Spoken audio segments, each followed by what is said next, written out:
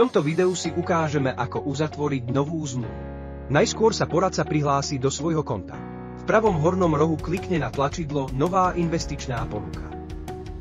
Ponuku pomenuje a vyberie klienta. Ten môže byť už existujúcim klientom alebo novým. Ak je nový, tak vyplníme základné údaje meno, priezvisko a e-mail. Zvolíme mesačný a jednorazový vklad a počet rokov vyjadrujúci investičný horizont. Ak vieme, akú mieru rizika klient zvládne a aký produkt je pre neho vhodný, následne zvolíme typ investície, napríklad dynamický. Na pravej strane sa nám ponúknú odporúčané investície, z ktorých si jednu vyberieme.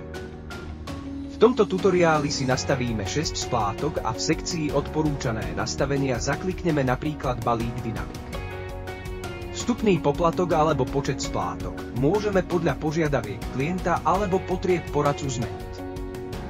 Ponuku môžeme klientovi zaslať na e-mail alebo ak sme spolu s klientom, môžeme pokračovať v uzatváraní zmluvy.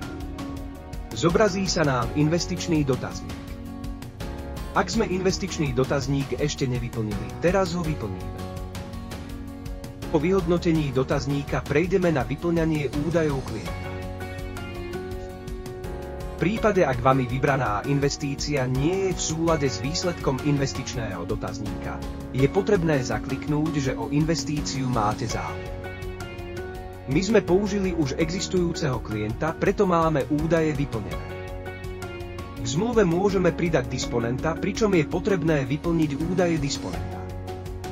My v tomto prípade disponenta pridávať nebudeme. Tu priložíme prílohy, napríklad kópiu občianskeho preukazu a klikneme na pokračovať. Ak sme niečo nevyplnili alebo nepriložili občiansky preukaz, Monly nás na to upozorní. Prejdeme na vyplňanie údajov potrebných pre analýzu vhodnosti zvoleného riešenia pre klienta, ako je napríklad zdroj príjmu alebo povolanie.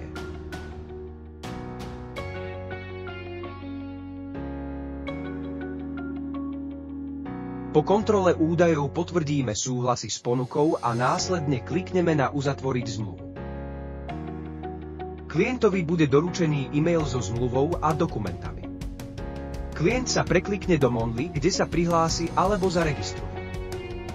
Zmluvy si môže skontrolovať a elektronicky podpísať.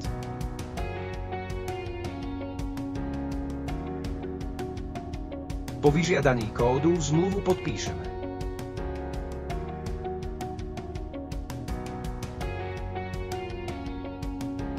A je to. Uzatvoriť zmluvu v Monly trvá pár minút.